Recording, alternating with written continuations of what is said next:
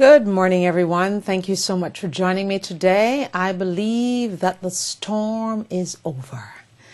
I hope you had a great weekend and hope you just, everything was great for you as I welcome you to the program this morning. And thank you so much for joining me.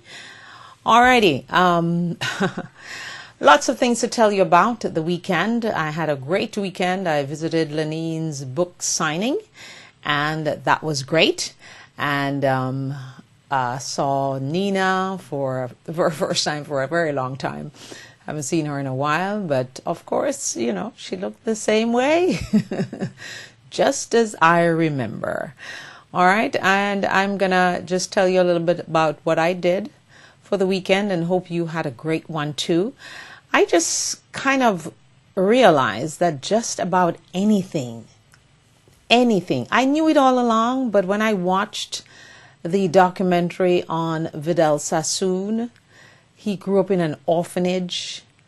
His parents really just gave him up, and his dad, when he was given him, on the weekends, he decided to give him back to the orphanage. He wouldn't even want to tolerate the young man for a weekend. And it's, just about his struggles. And of course, he loved his mom because his mom, would be happy to see him on the weekend. And she gave him as much love as she could. But it's just amazing to see how people can move from just about absolutely nothing. And though your journey seems so wonderful, there's always something that breaks you. And what broke Vidal Sassoon was losing his daughter, who OD'd on drugs. And that just devastated him. And of course, his marriage broke up and he met someone else when he was, 62, I think. He met the woman that he is with right now. And it just goes to show you that God will always provide a way for you to get out of whatever deep, dark hole you're in.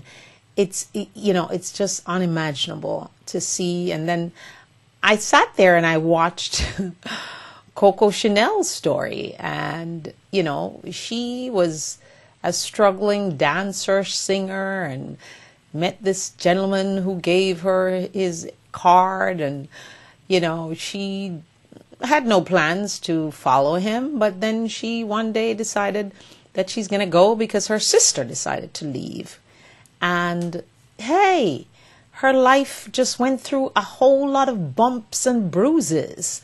And she never married because the person that she was actually in love with was also married. And, it's just amazing to see how your life takes on a journey. It really is indeed a journey. All right. So I just wanted you to keep that in mind. Just seeing those two things over the weekend just solidified my thoughts in my head that I've always thought about, and I've always believed about each and every one of you, that you really don't need fixing. You don't need to go to a shrink. You just need to love yourself first. Because it's about that, in Coco Chanel's story, it's about who she was. When she went to this man's house after her sister decided to leave and go to London, and she decided after a while, she knew what her talent was. Her talent was as a seamstress. She could sew, she could cut anything up and make it into something. But she decided also to dress in a very conservative manner all her life. Even when she got to this guy's house and didn't realize he was as wealthy as he said he was. He was living in a castle and, lots of maid and butlers and, all that kind of stuff. And when she went, and she actually fibbed because she told him that she went to her sister and she couldn't find her. But I don't think she did that. She actually came straight to his house. But he said to her, well, I can't really put you out on the road, so and asked the butler to take her up to the room and, fix it up for her, the flower room, whatever it was, the wallpaper, all with flowers. But the point of the story is that no matter what it is that you believe in, You should hold on to that belief and that passion and that dream. Because eventually, you see, even though she didn't get her opportunity right away to be the great designer that she was, she started off by making hats. Yeah? And she wore her hat with everything. And even though the guy that she was staying with decided to use her because he wanted her to be his geisha girl, she refused and she struggled and she fought it. And every time he tried to throw her out, she found a way to stay back because she knew she had nowhere to go. But in the end, she became Coco Chanel. Her hats went off like a rocket because one person believed in her, the young man that she met, even though that young man was getting married and lied to her and didn't tell her. He said he didn't lie because he just held back the story because he wanted to show her what love could really be. And she fell in love with him. Yes, she did. And when she wondered where she would get the money to start her company, he gave her, guaranteed that money from the bank for her. And even though he died in a car crash and she never married after that and fell in love with no one else, she got to her dream. And her dream, after she saw everyone in Paris wearing her hats, she then started to make all those beautiful gowns and suits and jackets and that she's so famous for now, and her bags that are so expensive and her perfume. Chanel, Coco Chanel, she started off in a very rocky place. So wherever you are today, I promise you that the storm is over. You need to believe and trust in yourself and the talents that God gave you. We each have a talent, whatever it is. However small it seems or insignificant it seems to you, you have a talent given to you by the Mighty One, God, through His Son Jesus. So I would like for you, every young person out there, and older person, middle-aged person, over 50 person, it doesn't matter where you are, whatever that dream is that's way down in your soul and in your spirit, you need to revive it and pull it out, because it can come to pass. It can happen. And as I watched those two stories, and then I left and I went to Lenine's book signing, I saw the kids enjoying the reading of her book and the adults being so proud. And as she read the stories to the children, you knew, even if you did not meet her before and know that she was a teacher, you automatically knew that she was a teacher and that was her passion and she loved it. She enjoyed doing it. So what is your passion today? What are you hungry for? What is it that you hunger for so much? Because if we look at the story in the Bible about Jacob and Esau, Jacob was the God man, but he was the wicked one. Esau was the hunter, but indeed he was the meek one, the one who was weak and allowed Jacob to take away his birthright by giving him some soup to drink. And it seems to me that people in their lives just hunger for what they never had as a child, whether it's their mother's love, their father's love, their friend's love, whatever love that is. It seems to me that you all are hungry for that love, when the love you're supposed to be hungry for is the love within you for you. So I plead with you today, as we grow on this here Diana Wright show, live online, and welcome to you from around the world and in the United States, I encourage you today. I would like to see you nurture that passion, that dream that you have that you thought died. And if you look at Vidal Sassoon's story and you look at Coco Chanel's story, you know that you know that you know that your story can be a success. Because remember now, we are all the stars of our own story, our own movie. We are the leading character. We're the leading lady or the leading man of our own story in our lives. So please, stop. Just stop. And take a breath and know that you are okay.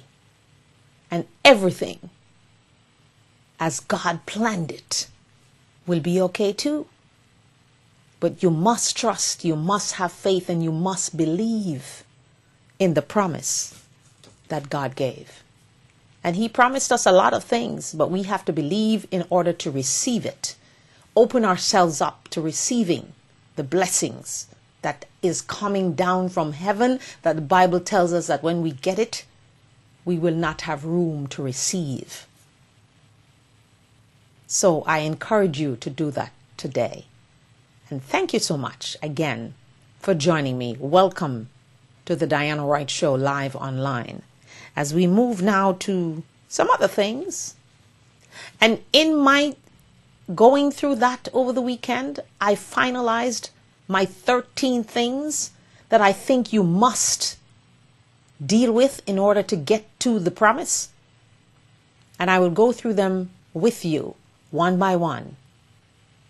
But I will start off today by words that troubled me greatly since last week. I kind of mulled them over in my thoughts and watched everybody's comments and, just kind of sucked in what was going on. But it really bugged me to know that one of our Chief Justices on the Supreme Court could refer to the Voting Rights Act as racial entitlement. It troubles me, and it should trouble you too. Is he a Republican? Yeah, we know, because he's supposed to be a conservative judge. But if you're on the Supreme Court, aren't you supposed to show some empathy and show some non-bias in the words that you speak? And as I listened to the recordings, it really hurt my soul to think that people would believe that a thing that is your right, and people fought and died for it, for you to vote without the voting machines being rigged, the computer being set, the lines being too long for you to get there. You don't have to wait 6 hours in a line in the sun to vote. And a Supreme Justice, Scalia, can then say and talk about racial entitlement. Are we thinking that racism is not in America? Because indeed it is. And why are we so afraid to talk about it? Why are we so afraid to talk about racism in America? But when you hear the sound of the voice of Justice Scalia on that tape, that audio, it gets you back, way back in your spirit and in your soul, to wonder why we have so much racism still in 2013. And Justice Scalia, racial entitlement is not what it is. So places like the South, that racism is still rampant. Let no one fool you. It is. And in the Northeast, when it seems like everyone is so liberal and loving each other, it is still there. So don't be fooled or tricked or have the curtains pulled over your eyes so you think that there's no racism in this country, because there is. And yes, there is racism in other parts of the world. In Europe, in the Caribbean. And in the Caribbean, they'll more talk about classism, more so than racism, but it's there. Because brown people are seemingly more beautiful. And dark-skinned people are seemingly more ugly. And if your nose is not straight, then your nose is big. And you're ostracized for not having long hair and just a short amount of it. So racism is around us no matter where we go. It's just that some places you are allowed to live in some form of dignity. And I did not expect Chief Justice Scalia to say and make those comments. I don't know. It might be in his heart and in his head and in his mind and in his brain. But to express it. And you need to be honest too, yes. So maybe we should just accept him for his honesty. And then I thought about the 47% by Mitt Romney. And I thought about a woman that I saw who is a Mormon and talked about the dark places of the Mormon church. And as you well know, history tells it, and it's written, that blacks were not accepted in the Mormon church until way later. And when we watch things like 60 Minutes and see the hunger by that billionaire female and her husband that was featured on 60 Minutes, I wonder about that, you see. Because though we have racism here and all the vicissitudes of democracy and the problems of Congress and Speaker Boehner and the hate between the Republicans and the Democrats, we have one thing that the billionaires and the people in China want and cannot receive, and that is simply called democracy. And we have it to a point. And yes, when I heard her words saying that she did not like investment banking because they look down on the poor, I thought immediately of Mitt Romney and the 47%. Because those things seem to be etched in your mind, and it only needs a single reminder to bring it back into reality of your soul and your spirit. So why do we hate the poor so much, even though the Bible teaches us to love them and take care of them and help them? Because we do not expect everyone to be a billionaire from Mexico, who is indeed the richest man in the world. I'll give you that list later. But it just irks my spirit and my soul when I hear things like racial entitlement coming out of the mouth of a Supreme Court Justice Scalia. Where do we go from here? Are we taking steps forward but taking 10 steps back? Oh, how it seems that way. And Paul Ryan, remember what he said? Only 70% of Americans want to see the country prosper? Hello? So I guess he's down to 30% of us who just are a bunch of moochers. People should not be looked down on because they're poor.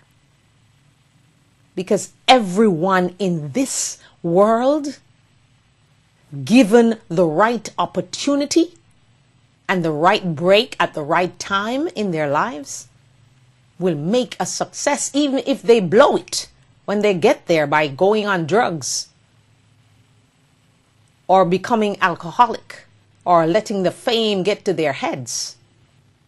Because you know that there are millionaires who win the lottery, 50 million, 30 million, however many millions, and after a while they become broke. How does that happen? Because I asked the question last week on this Diana Wright Show live online. What would you do if you have power? Because money is indeed power and can give you power and access to things you would not normally have power and access to. But what would you do if God gave you all that power and all that access? How would you handle it? A lot of us could not handle it. Like we've seen, a lot of lottery winners are broke. Some of them are homeless, living in trailers, one-bedroom apartments, can't pay their bills, have to go get a job. What would you do? And as we see that everything that happens on this earth, if you go to your Bible, it started there. Jacob and Esau. Hence the envy. And the mother was no better. The envy of Jacob for Esau's blessing, his birthright. So he tricked him. So sometimes, and most of the times, wicked people that surround you, even though they say they're godly people, watch out, because their mind may just be that much smarter than yours. So in your weakness, I encourage you to pray and ask God for wisdom, knowledge, and understanding that he gave to Solomon, because you will need it.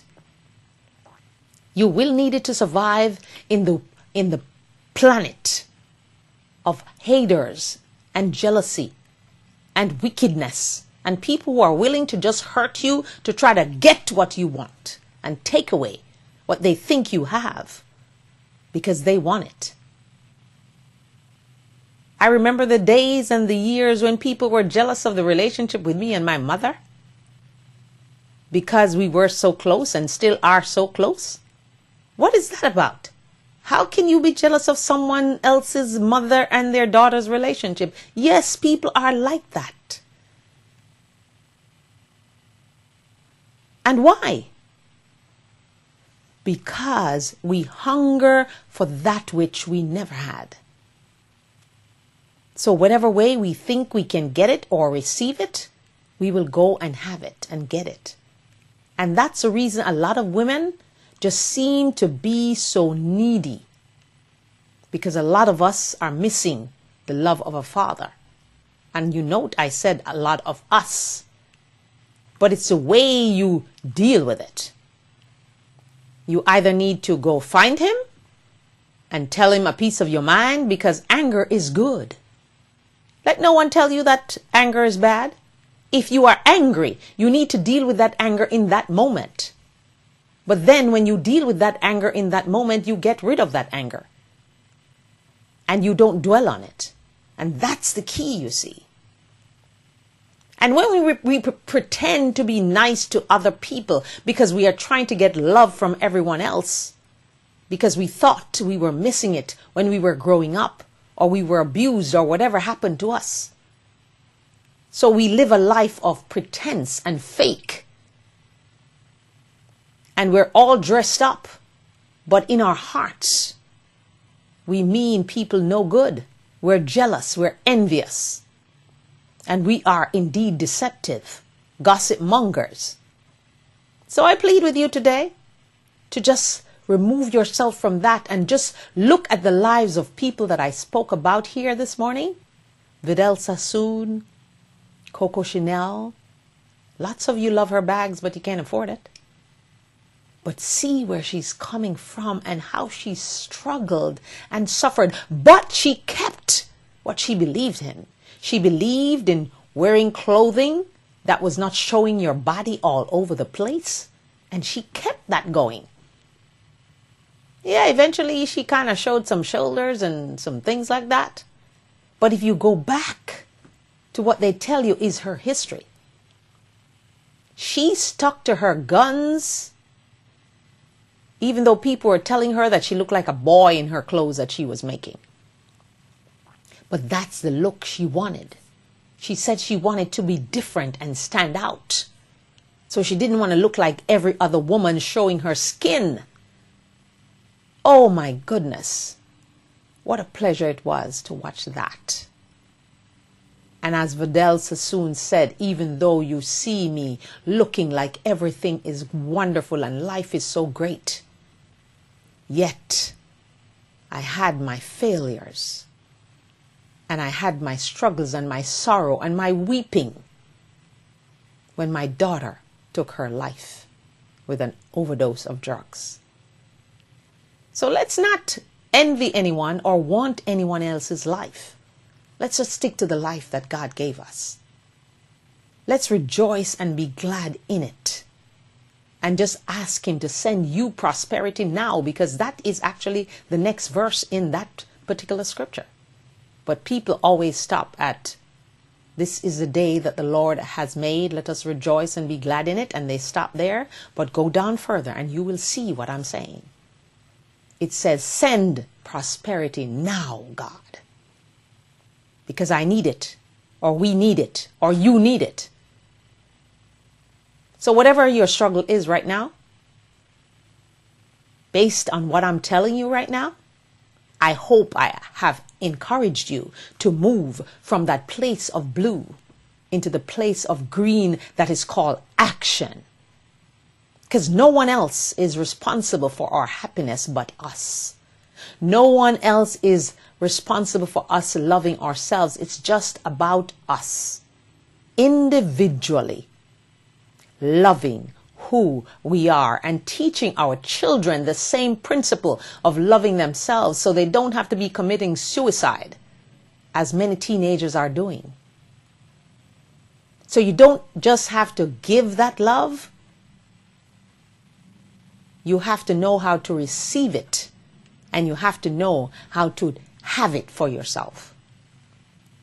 So, moving right along to Mr. Dennis Rodman, who decided that he would come back to the U.S. from North Korea after his basketball camping escapade, meeting with Kim Jong-un. And he had a message for our President Obama from King Kim Jong-un.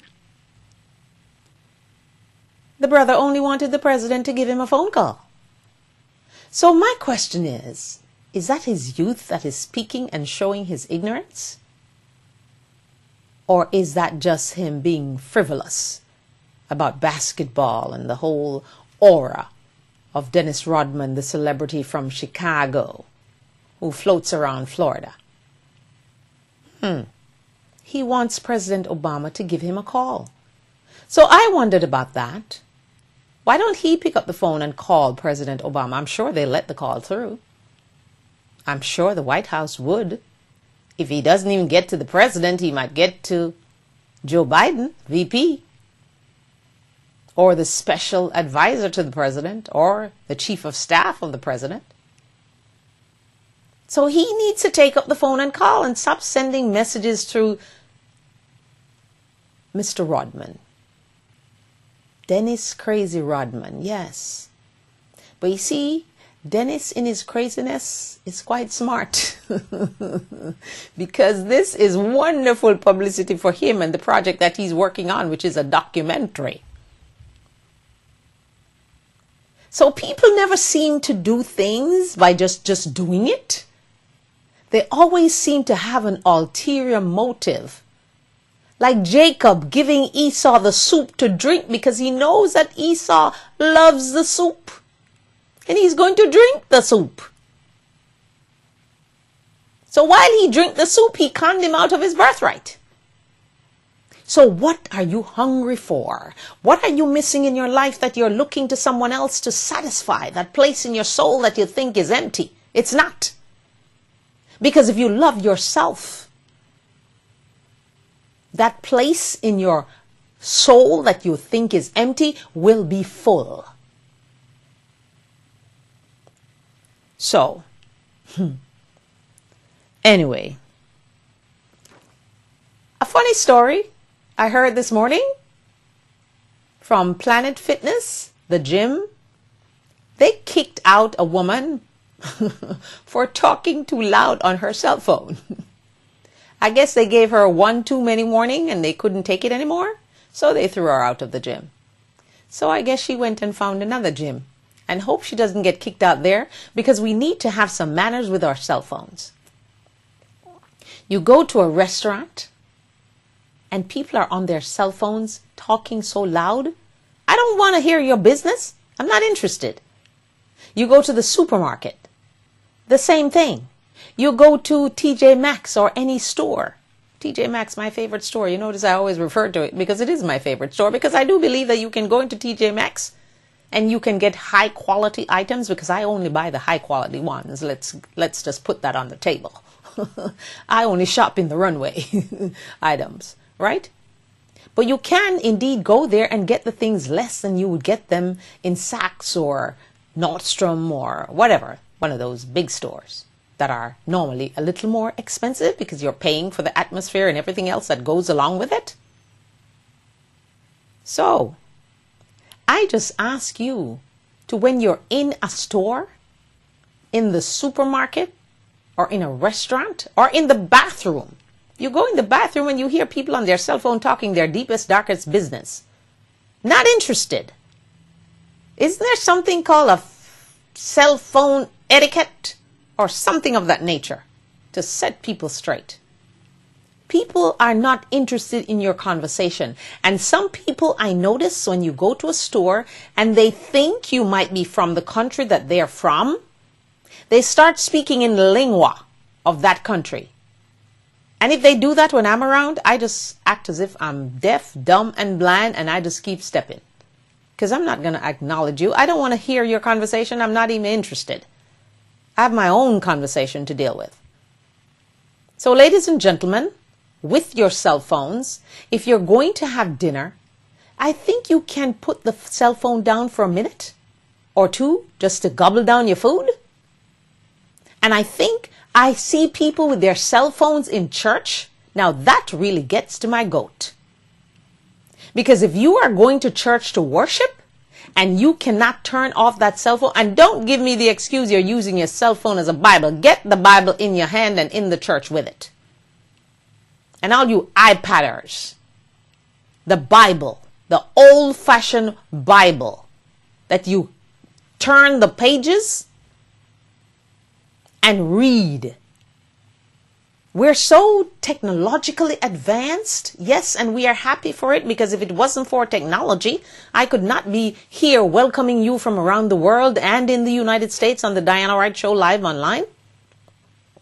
So I love technology, and I love the advancement of technology. But we need to understand that we still need to have common courtesy and be respectful of others, that everyone does not want to hear your conversation on your cell phone. And when you're in church, you should be going to church to worship God and to listen to the preacher and hoping that the preacher is going to give you a good message that will soothe your heart and your soul and your spirit, and you can leave that church feeling like a better human being. That's the reason we should be going to church. We should not be going to church to see what we can get out of that church congregation by multi-level marketing and selling them something, or finding a woman or a man or whatever we go to church for. The church is a place of worship. Leave your cell phones in your car and have your Bible in your hand. And sorry if you're offended. I mean, no offense. I just think it is the right thing to do. And if you are indeed going to church for the right reason, your Bible is what you need to have in your hand, not your cell phone or your iPad. And then under the quiet, you're texting someone when you're letting us believe that you're actually reading the scripture from your Bible. I have scriptures on my cell phone that I read when I'm waiting in the car for my daughter to come out of school or whatever. Or what I read when I'm waiting on her to come out of therapy or wherever she is. Yes, I do. And I do that. But that's in my car. That's not my place of worship. I worship in my car every morning. Yes, I do. But it's not the church. Even though church can be wherever you are. So, cell phone users, including myself, even though when I'm going out to dinner, when I'm in church, my phone is in my car. When I'm going out to dinner, it's left behind. Unless I'm expecting a very important call that just cannot be missed. And then I speak softly. Most of the times the person is saying, "Are you there? Are you hearing me?" Yes, I am. But I can't tell you that I'm here in a restaurant with people. I don't want them to hear my conversation and hear my business. Okay? So, Let's just keep that in mind as we go about our busy days today. Cardinal Keith O'Brien. I'm going to move to the church, continued in the church now. Oh, remember him? He resigned a few weeks ago, and the Pope, Benedict, before he left office, accepted his resignation. And remember how annoyed he was when he was being accused of sexual abuse? Oh, well, I guess God just gave him that Jesus moment. So he's now admitted to sexual abuse. And I wonder who will be next to confess. We're told that it was confessed to the Pope before he actually resigned. I mean, got to his final day of last Thursday. Who's next? How much of this can we take from the Catholic Church? And though I love the Catholic Church with their pomp and their pageantry and their candles and their dress and their robes, and this is just not cool. This is just disgusting. To know that a parent cannot put her young son in the trust of her priest, her cardinal, whatever title you give them, without them being sexually abused. And this has been going on for what? We heard 30 years of bad behavior by Cardinal Keith O'Brien. And on the next note, while he's confessing, the cardinals are arriving in Rome like rock stars. They're being treated. They have to be hustling their way through the crowd like they're the Beatles or something, as they gather in the conclave and then try to pick the next pope. And makes us wonder, is the next pope going to have the courage to deal with this sexual abuse that is plaguing the Catholic Church and causing them to lose a lot of Catholics, Catholic members. Some Catholics are leaving because they won't have a Catholic priest who is female. And of course, the women have no voice in choosing the Pope. Some are leaving for that. But a lot of people are leaving because of the unresolved sexual abuse crisis, I call it, that's taking place in the Catholic Church. And I just wonder if the next Pope will be chosen and have the courage and the fortitude and the gumption and the chutzpah to say, I am going to deal with this sex abuse problem in my church right now. Because, Catholics believe that they have the handle on the Christianity thing, Yeah. And the people who are Church of God and Seventh-day Adventists, they believe they have the handle too. So does the Protestants and the Lutheran Church. Everybody believes they have the handle to God. And I truly believe that the handle to God is having a true and honest relationship with God and his son Jesus, your own personal relationship. That means praying, reading your Bible, being good to others, have no envy in your heart, even though we saw it in the Bible. We want to move from that level. Give love as much as you can, and then love yourself. Forgive yourself. For anything you think you might have done in the past, forgive it. As God and his son Jesus is willing to forgive you, you need to forgive yourself. What in your life have you done that you think is so bad that you don't deserve to be forgiven for it? Well, I'm giving you permission today on this show. The Diana Wright Show live online is giving you permission to forgive yourself. Whatever it is, however long ago it was. And if you didn't have your father's love or your mother's love, get over it now too. And move on and enjoy your life. Free yourself. Take the monkey off your back. Love yourself and move and pretend as if this day is your birthday. The day that you decide to love yourself and teach your children to love themselves is your birthday. And as we move to April 30th, which I have declared to be the National I Love Me Day, and I would love to come to your churches and talk about my I Love Me crusade, because I'm going on that crusade to teach you and show you and let you know that it doesn't matter what you've done, loving yourself is okay. You're forgiven. Forgive yourself and move on. So, as we await to see who becomes the next pope, that will be a wonderful thing to know that. And it takes me now to my next topic, which is politics. How can you do a show and leave politics out? I was planning to do that today, but I couldn't. I just could not leave it out, because when I listened to Speaker Boehner on Meet the Press talking about doubling down, as I call it, spending cuts, and he's not willing to move or compromise or do anything, I wonder what's going to allow them, the Republicans, to cooperate and compromise. I wonder what will it take? I think it will take a Jesus moment. That's just me. But what do you think will help them, the Republicans, to do that? What does it mean? What do we need to do to the Republicans to have them realize that they need and they must get the 2 C's in their vocabulary?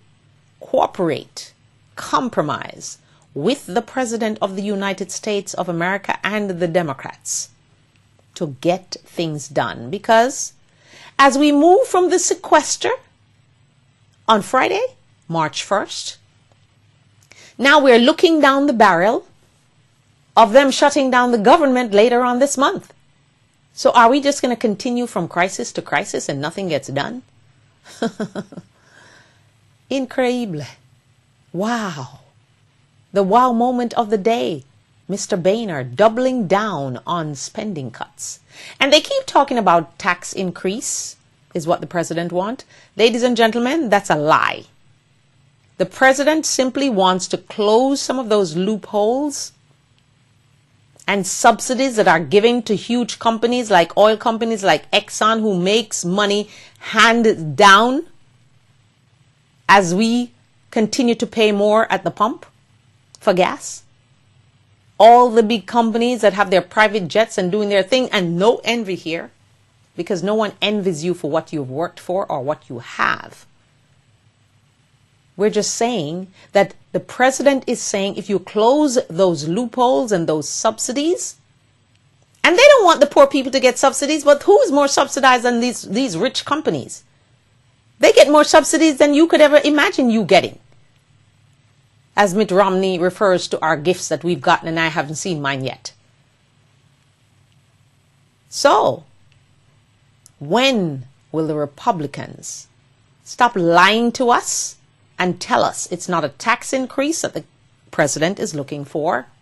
He's looking to close the loopholes and the subsidies of the rich, of the wealthy. And the wealthy don't mind. Why is Mr. Boehner and the Republican Party fighting so hard to do so?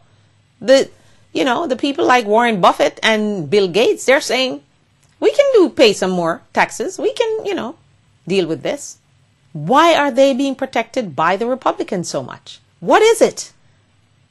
And then Marco Rubio have the nerve to go to New York to try to raise money after he blocked the vote to send money and aid to Sandy victims in New York?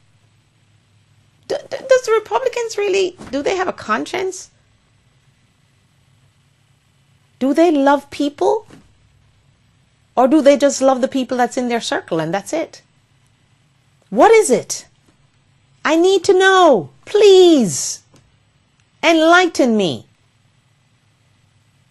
561-228-1921. That's the number to call.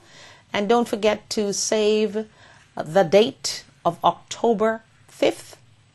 That's the date that Novlet Gale, the president of Save a Life Jamaica Foundation, is planning a fantastic event for you to come contribute $20 and save a life. Because that's what you'll literally be doing. Because in addition, I was told over the weekend, yeah, Diana, you're so shocked and depressed about there's no oxygen in the hospitals, some of the hospitals in Jamaica, and there's no bandage to dress the diabetic patient's wound every day. Oh no, he said. The dialysis machines are all down, and someone had to fly from Miami with a group of people with dialysis machines to go and help out last week. So when, oh when? And yet you have people in Jamaica, for example, that I'm referring to, living like kings and queens. And, you know, people used to call me socialist. I'm not a socialist per se. Because there's some parts of me that have socialist thoughts that you should really help poor people if you can. And the less fortunate. And there are parts of me that is conservative because I believe that there are certain parts of the conservative movement that is valid. Yeah?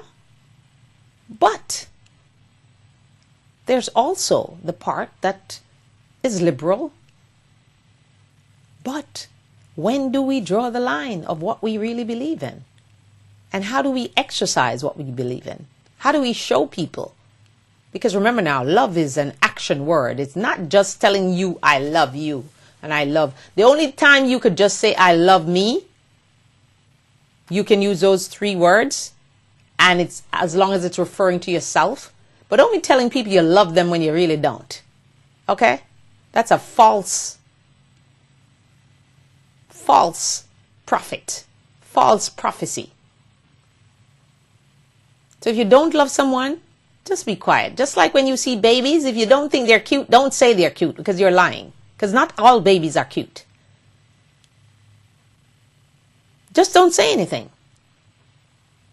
Sweet baby, sweet child, but don't be going, oh, the baby is so cute. And in your heart, you're going, oh, no, he's not. Seen that, witnessed it. It's not nice. So, we just got out of the sequester. We're going to now wait to see where the cleaver chops and where it doesn't chop.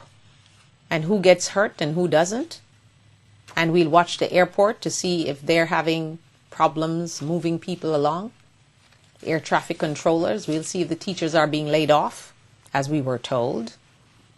Because it seems to me that politicians, it's hard to even believe when they're not in their theatric mode at the podium, on the TV. And people are holding on to their last word and the power they wield over us when they don't even know how to run the bloody country. So why should we have all this fawning over all those politicians? Because they're in Washington and they don't know what they're doing. And a lot of those Tea Partiers who went in there, and a lot of other people, they're dumb too. So don't think that you're dumb. Some of them are dumb. Some of them are foolish and stupid. Because the way they're behaving is utterly stupid, foolish, and all those other names you want to call them. Right? Yes. I do believe so. So, I guess we'll see if they'll shut the government down later this month. So we have about 2 weeks to relax and chill. Because did you know that relaxation is actually good for you? It can actually let your disease slow down and slow down your stress and everything. Just lie down on your back. You don't have to meditate because meditation is another skill and another deep thing. Yeah. Just relax. I want to call it relaxation. Just lie down, do nothing, clear your mind, and think about your flesh, all of your flesh being healed. Health to all my flesh, as it says in Proverbs. Health to all my flesh. And if you say that prayer, believing it and relaxing through it, see how much more wonderful you feel when you get up from there. And don't stay there for 2 minutes either. Stay there for at least minimum 10 minutes. Really, you should be staying there for half an hour. But lots of you, you just don't know how to relax. Relax, people. Life is wonderful, actually. It truly is. No matter where you are in it, it is wonderful. And tomorrow is always a better day if you live to see it, that is. Or this afternoon will be a better afternoon if you live to see it. So, alrighty. I'm going to get to this nice story, which I don't know if lots of you would want to hear it, but I'm going to get to it anyway. The wealthiest men in the world, and they are not just wealthy with millions, they're wealthy with billions. So, I've seen this man on television before. His name is Carlos Slim Helú, and he's the #1 most wealthiest man in the world. Billions. And he has how many billions? $73 billion is his net worth. And what is his business, you might ask? Because some of you are thinking, okay, what's his business so I can get into that business? Telecommunications, just what I'm doing here. He's a guy who loves television and radio and that kind of stuff, yeah. And, internet and stuff. Can you see me, Carlos? Maybe, just maybe. You can just sponsor my show. Okay, alrighty. Just kidding. No, I'm not kidding. I'm speaking the truth. So, he's also in real estate. And he's also in mining. And guess where else he's putting his fingers to? In retail. Clothing and those kind of things. Yeah, all of that. And he is Mexican. Not a U.S. citizen. He's a citizen of Mexico.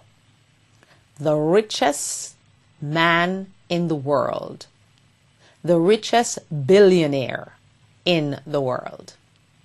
Carlos, he's in Mexico. He's a pretty nice guy too. I saw him on television. #2, I'm a big television watcher. I watch everything. I watch what I can learn. I watch the stupid sometime and I change because I can't take stupid very long, you see. So if I'm watching like Atlanta Housewives and Kenya is acting like she's crazy, I just change the channel. That's just me. I can't take stupid for very long. But I'll watch just about everything that is, rated for you to watch. The History Channel, sometimes I find things on there. I think I was watching about Constantine on another channel there over the weekend. And how they're thinking that Constantine actually deceived the people to say that he was a Christian when he really was a pagan. We'll get to that later. Yeah. I do lots of watching and researching just to give you information. Because I love you so much. And I want you to love yourself. And I want you to be better. And I want you to pursue your passion and your dreams. And teach your children to do the same. And when your children is in your household, don't allow them to take it over. You are the king and queens of your household. And your children are the prince and princesses. So they must obey the king and the queen. Okay? Just keep that in mind. I thank you. All right, #2. None other than our Microsoft king, Bill Gates. And his net worth is $67 billion. And I know you all know that he's a citizen of the United States of America, where opportunity is there for the taking. So, do you know that there's no other country in the world where people are lining up at their embassies to come into their country? America leads the way, hands down. Everyone wants to come to America. Even Canadians want to come to America, even though Canada is supposed to be so wonderful. So, opportunity knocks. Let's get out and get that opportunity that we want for ourselves. Not someone else's dream, your dream. So even though you might think that Bill Gates did it with Microsoft and computers, your dream might be a chef. And you can be the most famous chef in the world. Making some money along the way. Yeah? Look at Wolfgang Puck that came here from another country. And everywhere you go in the supermarket, his things are in the freezer. So whatever your dream is, try not to have anyone else's dream. And as I watched the Shahs of Sunset program, the reunion last night, I kind of caught a piece of it. And I heard Asa saying that diamond water is my dream. I don't expect you to have that same dream. It's my dream. And I will keep my dream. And my dream is coming to fruition.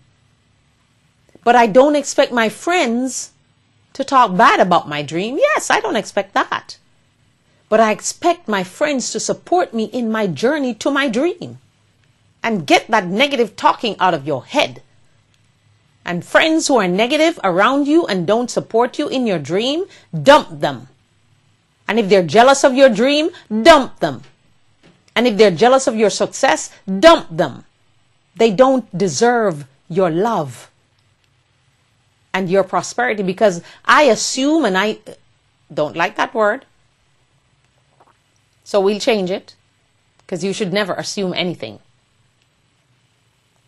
I would like to know that my friend or friends would be happy for me and support me in my effort. Like this show, I expect every single one of my friends and people who know me to watch it and be blessed by it and get something out of it and be encouraged and inspired.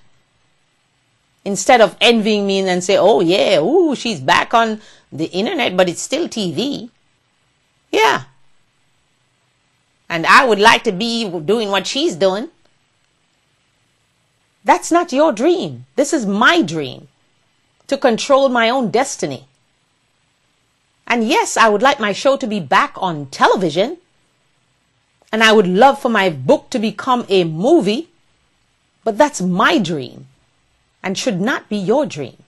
Should not be my husband's dream or my daughter's dream. I want my daughter to have her own dream. And I will not live vicariously through my daughter. And parents, you should not be living vicariously through your children. I saw a woman on television one time talking about she didn't have a wedding dress, so she must make sure that her daughter has a wedding dress. What if your daughter doesn't want a wedding dress? What if she just wants a simple skirt and top? Or she want to go barefooted on the sand and kick the water up and get married there? We should not be living vicariously through our children. And stop being envious of your kids and their dream. Support them, love them, teach them to love themselves, and you pursue your own dream. Okay, number 3. Amancio Ortega. His net worth, $57 billion. And what industry, you might ask, he's in? He's in the fashion industry and the real estate business.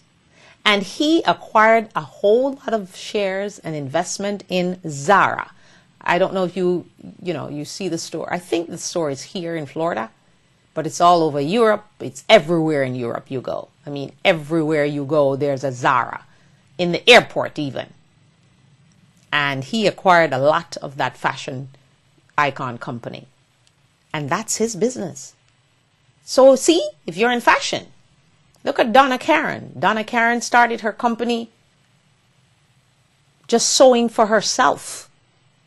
And her friends liked the clothing that she was wearing. And when she told them she was the one making them, they wanted her to make them for her, for them too. So there's where it started, her little group of friends. And Donna Karan is now an icon, building a hotel in Haiti.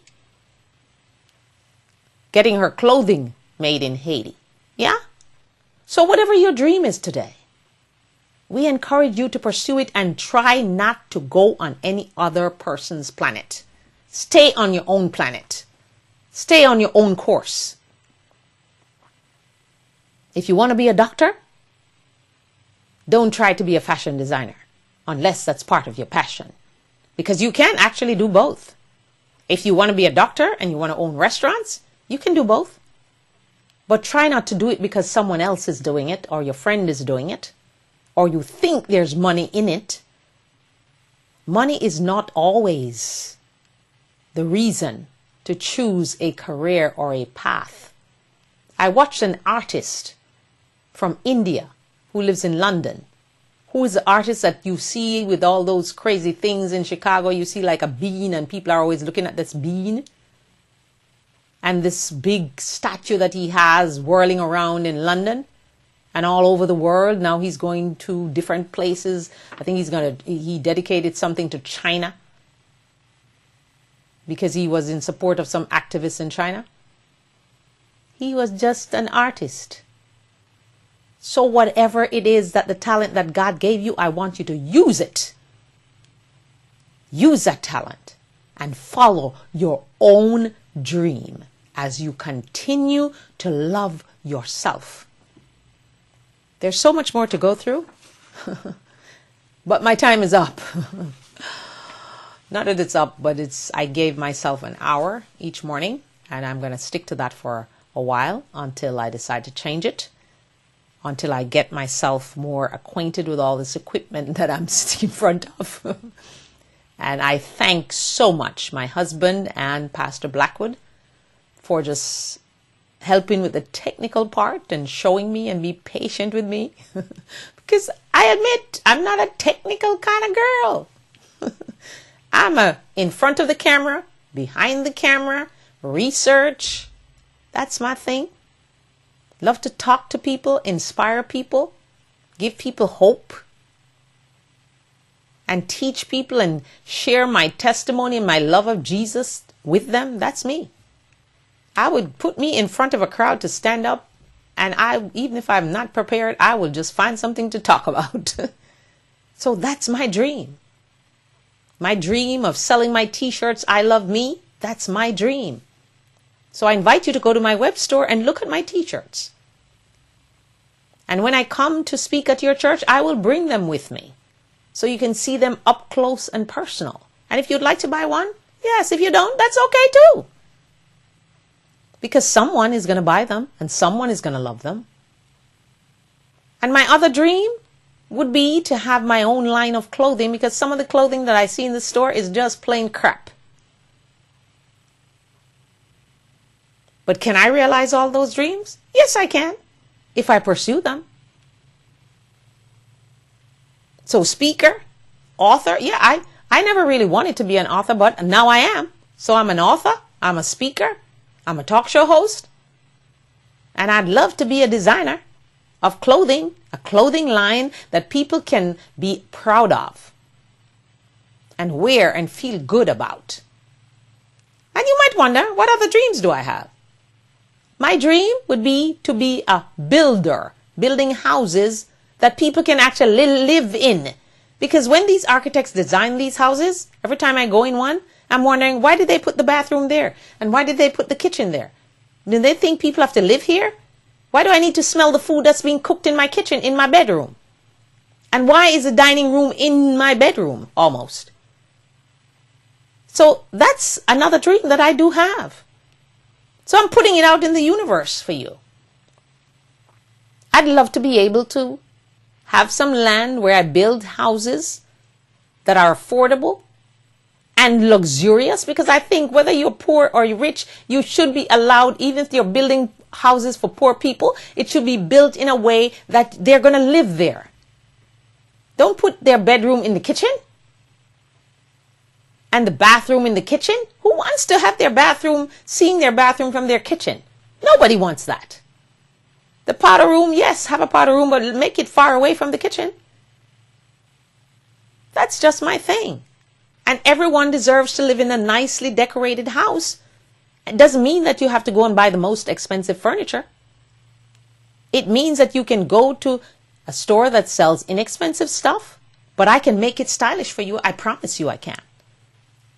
So you don't have to spend a bundle, but everybody deserves to live in some kind of life and feel good about themselves when they wake up in the morning and look at their surroundings and say, yes. It doesn't have to be expensive all the time to be good.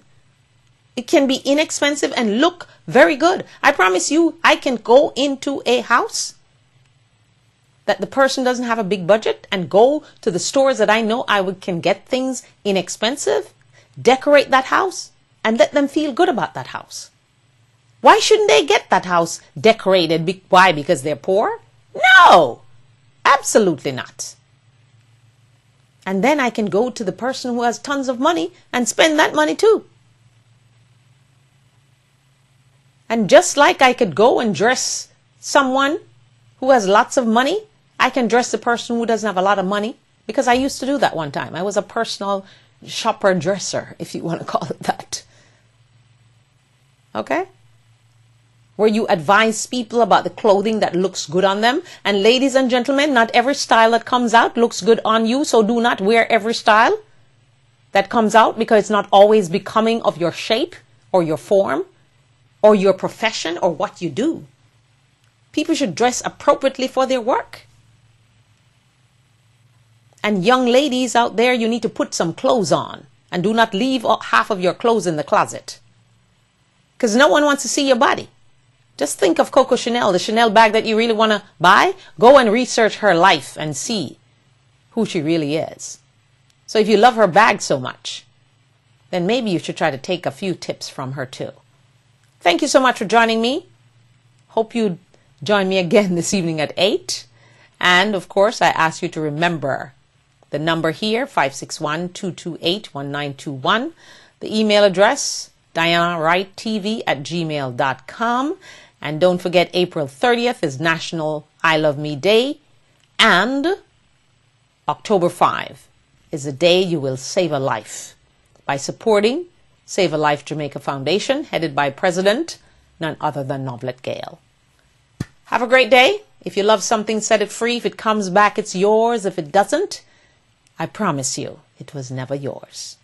Ciao, adios, au revoir. See you later.